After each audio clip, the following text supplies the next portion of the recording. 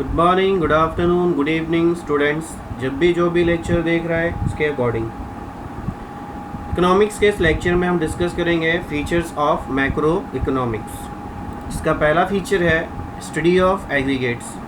Macro economics जो है वो एग्रीगेट यूनिट्स को स्टडी करती है, जैसे कि aggregate demand, aggregate supply, national income, national output, national employment, general price level of the country and business cycle etcetera. Second point, income theory.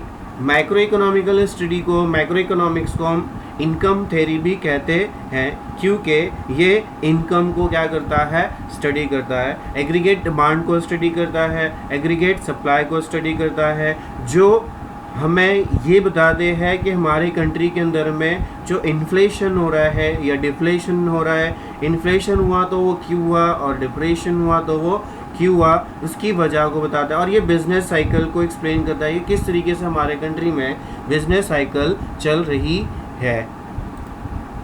Third, general equilibrium analysis.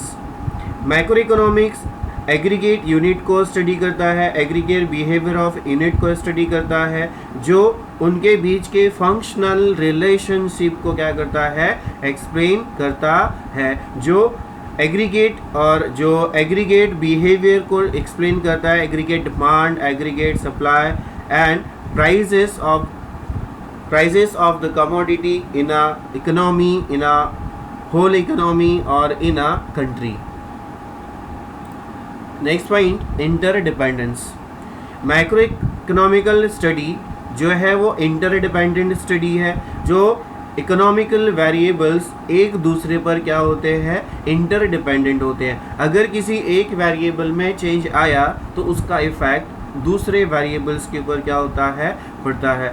For example कि अगर investment के अंदर में कोई change आया, level of investment में कोई changes आया, तो उसका इफेक्ट डायरेक्टली किस पे होता है, इनकम पे होता है, उसकी लेवल ऑफ इनकम पे होता है, उसके लेवल ऑफ आउटपुट पे होता है, उसके एम्प्लॉयमेंट पे पड़ता है। मतलब कि अगर किसी एक वेरिएबल में कोई चेंज आया जिसका इफेक्ट बाकी अदर वेरिएबल्स पे पड़ता है।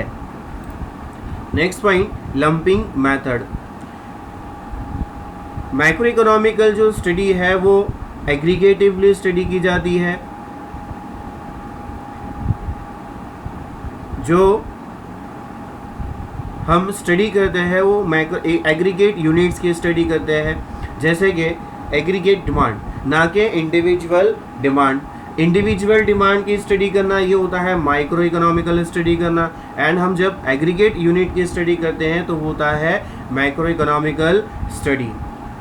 तो ये जो मैक्रो इकोनॉमिक्स है वो क्या करती है, लंपिंग मेथड का इस्तेमाल करती है, ना कि यहाँ पे इंडिविजुअल डिमांड को स्टडी करेगी, जबकि वो पूरे कंट्री की डिमांड को क्या करेगी, स्टडी करेगी। The next point is growth models. Macro economics जो स्टडी करती है वो अलग अलग फैक्टर्स की स्टडी करती है, जो हमारे कंट्री के ग्रोथ एंड डेवलपमेंट के ऊपर क्या करते हैं, इम्पैक्ट करते हैं, या उनका हमारे कंट्री के डेवलपमेंट में और ग्रोथ में क्या होता है, कुछ कंट्रीब्यूशन होता है। जिन इकोनॉमिकल मॉडल्स को ग्रोथ करने में, उनको डेवलपिंग करने में ये क्या करती है, हेल्प करती है। The next point is price level. Macro economical study जो है वो क्या करती है, जनरली प्राइस लेवल में जो चेंजेस आया उस चेंजेस को क्या करती है, वो स्टडी करती है कि जिस तरीके से एवरेज प्राइस लेवल में गुड्स एंड सर्विसेज की प्राइजेस में क्या हो रहा है, चेंजेस आ रहा है, उनकी प्राइजेस की चेंजेस में जो उनकी प्राइजेस में जो चेंजेस आए हैं उन चेंजेस को वो क्या करती है, स्टडी करती है। And next point and last point is policy oriented.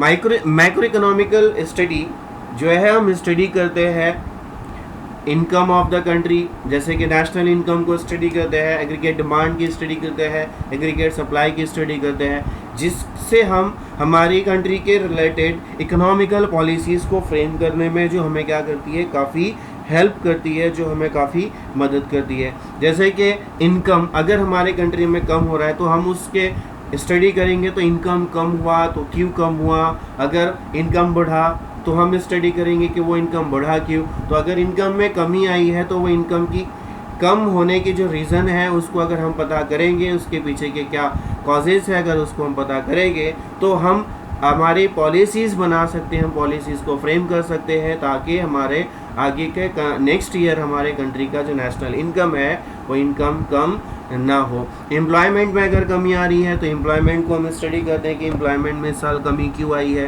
तो अगर उसके पीछे के कुछ रीज़न्स अगर हम पता करेंगे और वो रीज़न पता करते हैं मैक्रो इकोनॉमिकल स्टडी के थ्रू, तो वो जब हमें पता चलेंगे तो हम नेक्स्ट ईयर उन वेरिएबल्स को, उन प्रॉब्लम्स को या उन चीज़ों को हम दोहराने की कोशिश नहीं करेंगे, जिससे हमारे कंट्री के अंदर में हम एम्प्लॉयमेंट को प्रोवाइड करने के रिगार्डिंग अलग अलग पॉलिसीज़ को क्या करेंगे, फ्रेम करेंगे। Thank you.